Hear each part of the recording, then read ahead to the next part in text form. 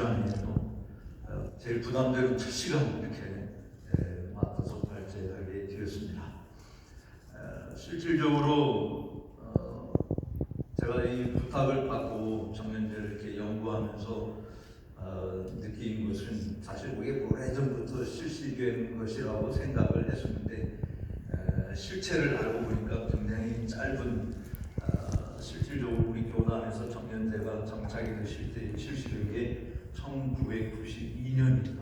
그러니까 그 이전까지는 정년제가 없었다라고 하는 것을 말씀드려서 왜 이 정년제가 생겼는가. 사실 여기 발찬 논문을 여러분들이 집에서 다 읽어보시고 아마 저한테 주어진 시간이 20분인가 20분 정도 이렇게 빨리 끝내라고 하는 거기 때문에 이때 다 읽을 수는 없을 것 같고요. 요약해서 말씀을 드리려고 합니다.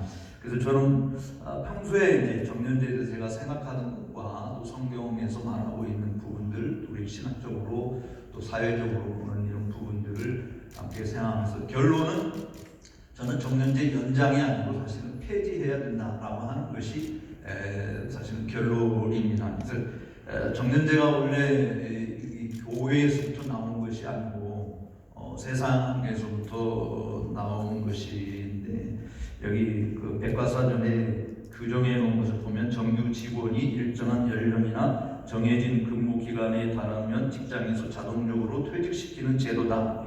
그러니까 본인의 의사나 능력과는 상관없이 나이 제한에 의해서 강제 퇴직을 하는 것이 정년제라고 하는 것이죠. 그래서 근로자가 일정한 연령에 도달하면 그 자의 능력이나 의사와 관계없이 근로관계를 일률적으로 강제적으로 자동적으로 종료시키는 것이 정년제다.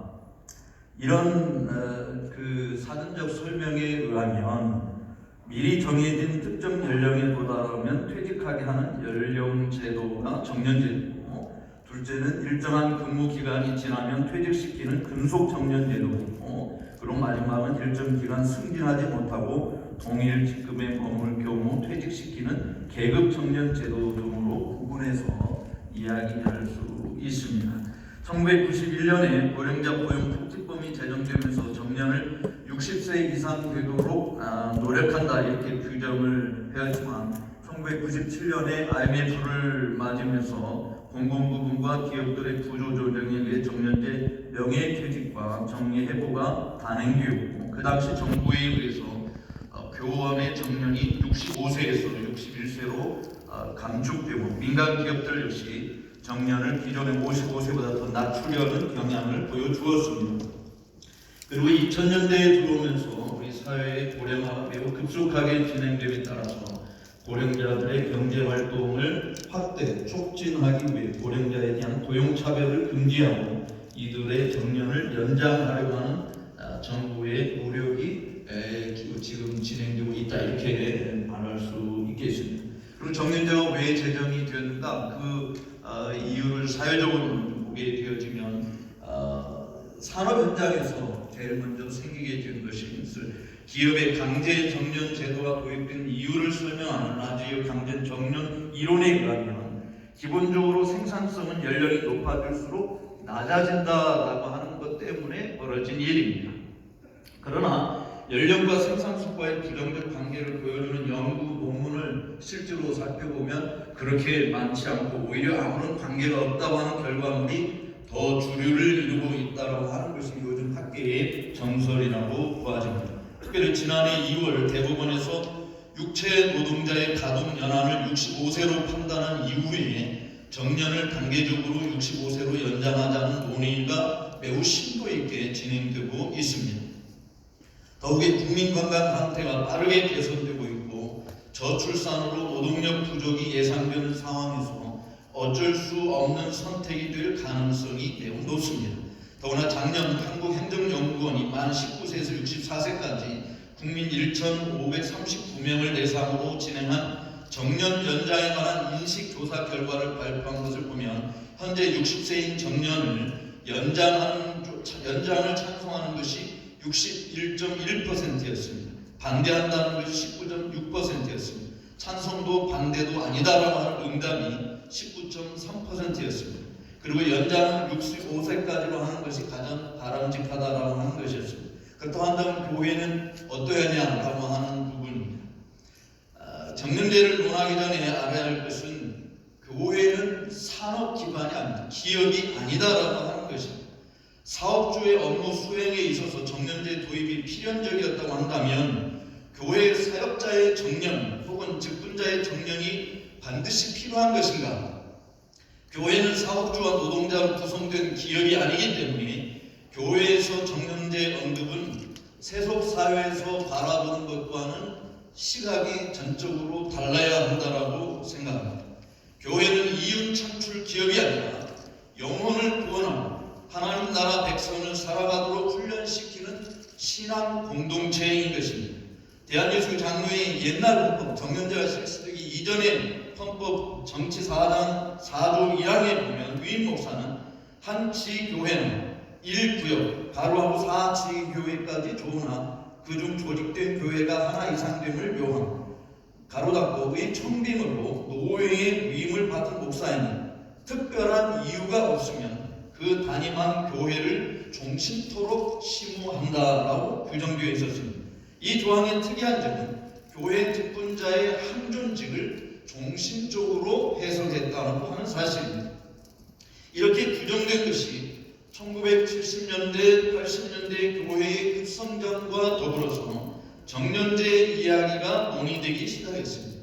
특별히 제일 먼저 정년제 이야기가 통합 측에서 1969년 8월부터 의논되기 시작했고 우리 교단은 그 뒤에 한참 뒤인 1988년 73회 총회 때에 김두만 목사의 외 10인이 긴급 동의한 70세 정년제 시행에 관한 헌의가 처음으로 제기가 되었습니다. 그리하여 여러 해 논의된 끝에 1990년 김제중앙교회에서 열린 총회에서 가결 두고 76회의 총회가 열린 대구 동신교회에서 정년제에 대한 질의에 다음과 같이 답변을 했습니다. 헌법정치 4장 4조 1항에 명시된 위임 목사는 종신직이라고 하는 문구와 13장 4조에 명시된 7위 장로와 집사는 종신직이라는 문구를 70세 정년까지 수령하게 하고 그 다음인 1992년 77회 총회 시에 헌법을 가결하고 정식으로 우리 교단 내에서 정년제가 실시되었습니다. 그 이후 최근 들어 급속도로 정년제 연장하자는 헌의안이 제출되면서 번번이 부결되는 결과를 낳았지만 작년에 총회에서 정년 연구회를 두어서 한번 연구해보자라고 해서 오늘 이렇게 공청회까지 이르게 되었습니다. 근데 반대 의견이 대부분 내용을 보면 목사 정년 연장은 안 된다, 사회 풍념에 맞지 않는다, 공무원이나 기업 교수와 군인까지 사회 정년이 60세 정도이다, 총회가 만 70세로 결의하고 또 정년을 연장한다는 것은 아니 된다라고 하는 것이 당시에 결의된 내용이었습니다. 그리고 목사 정년을 연장할 경우에 지금도 사역지를 구하기 힘든 총신신학대학 대학원 졸업생들이 더 힘들어질 것이라고 사역할 교회가 없어서 택배와 택시 운전으로 생계를 유지하는 이 목회자 박탈한 문제들이 장자교단이라는 총회가 목사 정년 연장을 할 경우에 한국교회에 미치게 될 악영향이 매우 크게 나타난다라고 하는 것이 반대 의견의 대부분의 요지였습니다. 한마디로 이것을 종합해보면 두 가지 이유 때문에 정년제를 실시해야 된다고 하는 문제. 하나는 사회 통념상 사회가 그렇게 하고 있기 때문에 교회가 그렇게 따라야 된다라고 하는 것이었고, 또 하나는 수요 공급의 불균형이라고 하는 것 때문에 정년제가 실시되어야 된다라고 하는 주장이었습니다. 그럼에도 불구하고 정년 연장이 계속해서 올라오고 있는 이유가 무언가? 아마 가장 유력한 이유는 고령화 사회의 여파일 것이라고 봐집니다. 그리고 일부 교단들이 정년제 연장 내지는 폐지에 대한 결의가 있었기 때문입니다. 그리고 농어촌 교회의 인구 감소로 인한 폐단회가 계속해서 이어질 수 있는 위력들 때문이라고 봐집니다. 그렇다고 한다면 지금 이 공청회를 통해서 우리가 함께 고민해야 할 부분이 뭔가? 교회의 정년제는 깊이 제고해야 된다라고 저는 생각해요. 그 이유는 아까도 이야기했듯이 교회는 산업기관이 아닌 것입니다. 노동자의 노력을 통해서 이윤을 창출하고자 하는 곳이 아닌 것입니다. 성직자는 노동자가 아니고 교회 역시 물건을 생산하는 기업이 아닙니다. 더더욱 성도와 목회자의 관계는 고용주와 고용인 관계가 아닌 것입니다. 물론 요즘에는 뭐 이런 일들이 무인되어져서 교회가 담임 목사를 고용했다고 생각하는 사람들이 많이 있습니다만 목회자의 소명은 하나님께로부터 받은 것입니다. 교회는 하나님께로부터 받은 목회자의 소명을 인정할 뿐인 것입니다. 목회자의 소명의 확실성을 노예가 판단하고 추천하는 총회가 인준한 신학훈련을 받고 총회의 고시부가 검토하는 노예 판결을 통해서 목사가 되는 것입니다. 장로교회에서 교회는 노예가 파송한 목사를 받는 것이 바로 본래 장로회주의의 원리인 것입니다. 따라서 저는 목사 정년제를 정말 제고해야 됩니다. 오늘 총회장님이 예배 때 설교하시면서도 전문가의 의견이 아니라 성경이 뭐라고 말하는지를 귀담아 들어야 된다. 성경을 따라가야 된다라고 하는 말씀을 주셔서 굉장히 제가 오늘 주장하려고 하는 것도 힘을 좀 얻게 되었습니다. 저는 성경대로 정년제를 실시해야 제고해야 된다라고 하는 것인데요. 특별히 하나님께서 목사를 부르실 때 너 70세까지만 목사하라 라고 부르신 사람은 아무도 없습니다. 여기 계신 여러분들 중에 목사를 하나님이 70세까지만 하고 그 이후에는 네 마음대로 뭘 하든지 그건 네 자유다 이렇게 해서 우리를 부르시는 것은 하나도 없다고 생각합니다. 사도 바울이 주 예수께 받은 사명과 은혜의 복음 증거하는 일을 마치려 하면 나의 생명을 조금도 필요한 것으로 여기지 않겠다라고 하는 것은 70세를 두고 이야기하는 것이 아니라 그의 생명이 다하는 날까지 주님께서 우리를 불러주신 그 부름에 충성하겠다라고 하는 말씀이 아닙니다.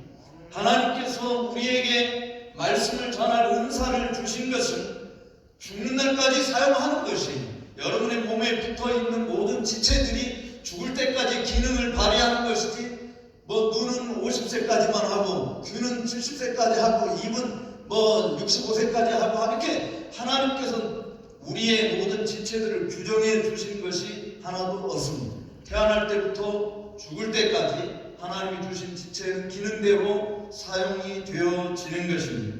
모든 직분이 마찬가지지만 특별히 편의상 성직으로 구분하는 목사직은 다른 직분과 달리 소명의식이 제일 중요시 되는 것입니다. 하나님의 부르심이 70세나 75세나 아니면 65세까지 해당되는 것이고 그 이후에는 소명의 유효기간이 끝났다라고 누구도 성경을 가지고 이야기할 수 없습니다. 법자는 이렇게 이야기합니다. 성경으로 레위 족속 중에는 30세에서 50세까지만 일하고 나이 규정이 되어 있지 않느냐 라고 이야기를 해요. 그러나 그들이 하는 업무 자체가 나이가 들면 육체 노동으로 결코 감당할 수 없기 때문에 제한을 둔 것이지 제사장이나 선지자나 왕이나 하나님께서 교회에 쓰신 기름 부어 세웠다고 하는 이야기하는 분들은 나이 제한이 전혀 존재하지 않았다라고 하는 사실을 우리가 알아야 되는 것입니다. 아론의 관절에 따른 제사장 나이 제한이 없었습니다. 하나님의 특별한 소명을 받아서 선지자로 일한 선지자들 나이 제한이 없었습니다. 왕 역시 마찬가지인 것입니다. 저는 레위기 18장 1절에서 5절에 있는 말씀을 보면 출애굽한 이후에 모세를 통해서 하나님께서 말씀하신 것이 이것이었습니다. 너희는 이집트 땅 종되었던 집에서 살던 그 이집트의 풍속을 따르지 마라. 그리고 내가 너희를 이끌고 들어가게 될 가나안 땅의 유행과 풍습도 따르지 마라. 그리고 내가 너에게 일러준 규례와 법도를 듣고 지켜 행하라 라고 이야기했습니다. 사회 통념상 정년제가 있으니까 교회도 앞장서서 모범을 보여야 된다라고 말하시는 분들에게 하나님께서 출애굽한 이스라엘 백성들에게 너희는 이집트의 풍속을 따르지 말라라고, 그리고 로마서 12장 2절에서도 너희는 이 세대를 본받지 말라라고 분명하게 이야기했는데 왜 교회가 교회법을 정하면서 세대의 흐름을 따라서 규정해야 하는가라고 하는 것이 제가 여러분들에게 반론을 드리고 싶은 이야기인 것입니다. 하나님께서 우리에게 말씀하신 것은 이 세상의 유행과 풍습이 아니라 하나님이 규정해 주신 원리대로 말씀대로 교회를 세워가야 할 것을 이야기하지 않았습니다. 따라서 정년제를 실시를 위해서 사람들이 말하는 이 사회통념이라고 하는 것은 성경의 교훈과 위배되는 것임을 이야기하지 않을 수 없는 것입니다. 교회법은 세상법이나 세계의 흐름에 기초하여 제정되는 것이 아닙니다. 교회 헌법 역시 성경의 가르침을 위배해서 제정될 수는 없습니다. 왜 교회법이 시대적 상황에 맞게 고쳐져야 하겠습니까? 하나님이 주신 규례와 법도는 모든 시대, 모든 사람들에게 적용되는 최고의 권위가 있는 말씀인 것입니다. 이런 주장을 할 때 특별히 담임 목회하는 자리를 기다리는 분들, 그리고 무거운 목회직에서 속히 벗어나서 자유롭게 살고 싶어하는 분들은 수요 공급의 불균형을 이유로 혹은 교인들의 호불호를 이유로 부정적인 입장을 표명할 것입니다. 그러나 기독교 역사적으로 성직의 정년제가 있다고 하는 이유는 전혀 찾아볼 수 없습니다. 성직자의 정년제에 대한 결의는 따라서 반드시 제고되어야 됩니다. 특별히 해외 개혁주의를 지향하는 교단들 역시 정년제가 없습니다. 개혁주의가 아닌 교단들 역시 정년제가 없어요. 미국의 CRC 교회나 OPC 교회나 스코틀랜드 자유교회나 또 캐나다의 교회나 남아공의 개혁주의 교회나 어떤 교단도 성직자의 정년을 제시한 방법을 가지고 있는 데는 없습니다. 다만 조기 은퇴할 수 있는 권리는 개인의 양심에 주어졌습니다. 그래서 70세에 은퇴한다라고 하는 이런 조항 자체가 전혀 있지 않는 것입니다. 심지어 로마 카톨릭 사제들도 정년이 존재하지 않습니다. 추기경들이나 주교들의 강론은 여전히 신도들만이 아니라 비신도들에게까지도 막대한 영향을 주고 있는 모습을 보게 되어집니다. 근데 유독 개신교가 성경에 위배되어서 정년제를 사회 통념에 맞추어 실시하고 있다라고 하는 사실입니다. 저는 획일적으로 정년제를 폐지를 적용해야 된다고 생각하는 것은 물론 아닙니다. 사람에 따라서 감당기 어려운 신체적 특성을 지니고 있기 때문입니다. 그러나 여러 면에서 여전히 전문성을 발휘할 수 있음에도 불구하고 본인의 의사나 양심의 자유나 신체적 정신적 영향과 전혀 관계없이 70세가 되면 강제로 강단에서 끌어내려야 한다고 하는 것은 하나님의 뜻하고도 완전히 위배되는 일이라고 볼 수밖에 없는 것입니다. 여러분 세상에서도 한번 보시기 바랍니다. 세상에서도 정년제가 아예 해당되지 않는 직분이 있어요. 의사들이 그렇습니다. 우리 목사들은 영혼의 의사입니다. 세상에서 육체를 치료하는 의사에게도 정년이 없습니다. 세상에서 죄인들을 변호하는 변호사에게도 정년이 없습니다. 우리는 하나님 앞에서 하나님 우리에게 맡겨준 죄인들을 대변하여 하나님 앞에 호소해야 될 영적 변호사입니다. 세상에서 변호사도 의사도 정년이 없는데 왜 영적인 일을 맡은 목사와 정년을 두어야 하겠습니까? 또 뿐만 아니라 세상에서도 정년제를 실시하지 않는 곳이 또 있어요. 장인들이 없습니다. 예술계통 정말 전문직에 속하는 자들은 정년이 없습니다. 오히려 나이가 든 사람들에게서 우러나오는 그 깊은 맛은 젊은 사람들이 따라갈 수 없는 놀라운 것이 있는 거예요. 따라서 평생을 기도하고 성경을 연구하고 말씀을 전하는 일에 최선을 다하는 전문가 중의 전문가인 목회자라 70대 되면 자연스럽게 물러나야 된다고 하는 이 일은 교회의 어마어마한 손실이라고 보아집니다. 더군다나 많은 목회자들 물론 그렇지 않은 분들도 있습니다만 상당수가 은퇴하고 난 다음에 어떻게 여생을 보내고 있는지를 보면 하나님의 부르심과 상관없이 죄를 범하게 만드는 일들을 교회가 조성하고 있다라고 하는 것입니다. 스폴전 목사님 이야기를 한 가지 들려드리면서 스폴전 목사님에게 어떤 사람이 이렇게 와서 물었어요. 당신은 왜 목사가 되었습니까? 그분이 대답한 건 심플하게 이거였습니다. 다른 것을 할 수 있는 일이 없기, 다른 일을 할 수 없기 때문에 목사가 되었습니다. 다른 말로 이야기하면 죽을 때까지 나는 자로나 우로나 치우치지 않고 이 길을 간다라고 하는 거예요. 그런데 얼마나 많은 목사님들이 70세 은퇴 때문에 제2모작을 한다라고 해서 은퇴하고 난 다음에 내가 무슨 일을 할 것이냐 고민하고 쓸데없이 시간 들이지 않아도 될 일들의 시간 들이고 하나님 나라와 영광을 위해서 마지막 목숨 호흡이 닿는 날까지 사용되어져야 되는데 조지 히필드가 이야기한 것처럼 나는 목숨이 되기보다는 갈아서 사라지기를 원한다라고 하는 그런 열망이 우리 목회자들에게 얼마나 있는가라고 하는 사실에 우리는 게으름 피울 수 있는 것이 아닌 것입니다. 목숨이 다하는 날까지 주님의 영광을 위해서 복음 전가하는 일을 해야 되는 것입니다. 그렇기 때문에 저는 이번 기회에 아예 정년제 연장보다는 오히려 우리 교단이 앞선서서 성경을 근거로 폐지하는 쪽으로 나가야 되지 않는가라고 하는 것입니다. 물론 마무리할 때 이런 이야기를 제가 써놨어요. 정년 연장 내지 폐지가 가져올 폐단은 없는가? 폐단은 물론 있을 수 있습니다. 그런데 여러분 이 수요 공급의 불균형 문제를 한번 생각해 보았으면 좋겠어요. 제가 우리 총신신대원에서 가르치기 시작한 게 1991년도입니다. 1992년도에 총신신대원의 1, 2, 3학년 전체 학생들이 2,400여 명이었습니다. 지금은 총신신대원 학생들이 1,400명밖에 되지 않습니다. 지난 2010년도에 총신을 지원해서 시험을 보겠다고 지원한 사람들이 1,500명이었습니다. 1,500명 좀 안 됐습니다. 그런데 올해 2020년도에 총신을 지원해서 공부하겠다고 하는 지원자들, 합격자들이 아니고 지원자들이 500명이 안 되었습니다. 앞으로 10년이 지나가 되어지면 정원도 채우지 못하는 어쩌면 100명 선으로 떨어지지는 않을까라고 하는 우리 교수님들의 나름대로 개인적인 이야기들이 있습니다. 분명히 수급이 안 되어져서 공급하는 것도 문제지만 이게 수급과 공급이 이게 불균형을 이루게 되었어요. 이제는 한 목사님이 정말 몇 개의 교회를 맡아야 될 때가 조만간 다가온다라고 하는 사실, 그때 가서 이제 헌법을 또 고치자라고 이야기하는 미래를 대처하면서 정말 우리 총회에서 신중하게 교회를 생각하고 이 정년제 문제를 폐지하는 쪽으로 고민하며 나가야 될 것이 아닌가라고 하는 것입니다.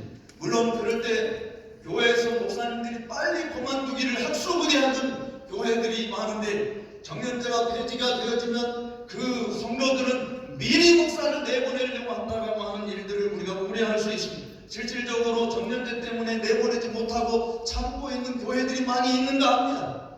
그럴지라도 그것은 우리가 얼마든지 목회 조정위원회 같은 같은 그런 위원회를 두어서 얼마든지 조정을 하게 되어지면 충분히 그런 문제도 해결을 할 수 있으리라고 보아지는 것입니다. 정말 사랑하는 우리 동역자 여러분, 저는 제 강의를 이제 마치려고 하는데요. 얼마 전에 기독신문에 실린 정년제에 대한 총대들의 생각을 조사해서 발표한 거 우리 지금 강의한 이 교재 안에 들어와 있는 것 같습니다. 부정적인 입장이 55%고 긍정적인 입장이 45%로 부정적 견해가 더 많다라고 하는 것입니다. 근데 여러분 총회에서 우리가 뭐든 회의할 때 어떻게 회의하고 막 갑론을박이 있지만 어떤 한 분이 법이요 라고 이야기하면 우리가 다 총회 참석해 봐서 다 알듯이 갑론을박이 아무 의미가 없어요. 법대로 라고 하는 것이 우선입니다. 그렇다고 한다면 우리 교단법이 70세 전년돼 있으니까 이것이 이대로 지켜야 된다라고 하는 이야기를 할 때 이것이 성경과 위배되는 법이라고 한다면 성경의 권위를 뛰어넘을 수는 없다고 봐집니다. 교단의 헌법이 성경을 기초로 제정이 돼야 되지 성경에서 말하고 있지 않는 것을 사회 통념상 갖다가 규정해 놓는다라고 하는 것은 이제는 정말 성숙하게 제고해야 될 때가 아닌가라고 하는 것입니다. 그리할 때 우리는 헌법의 취지가 어떠하든가 하나님 말씀대로 돌아간다고 이야기할 때 하나님께서 하나님의 교회를 하나님이 직접 다스리시고 인도해 주실 줄로 믿습니다.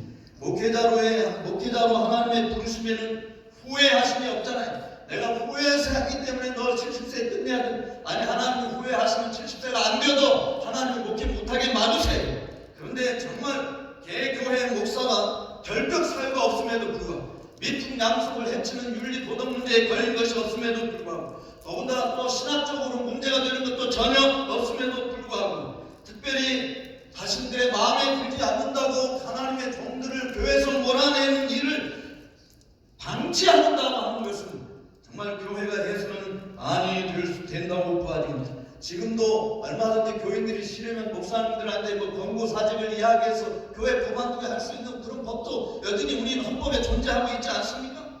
따라서 목사 직무연합을 법으로 제정해서 목사의 양심에 반하는 강제 퇴임을 하는 이 부분은 반드시 이번 총회가 제보해서 원래 예전의 헌법, 정년제 실시하기 이전의 헌법대로 되돌아가야 된다라고 하는 것을 본인은 여러분들 앞에 강력히 호소합니다. 감사합니다.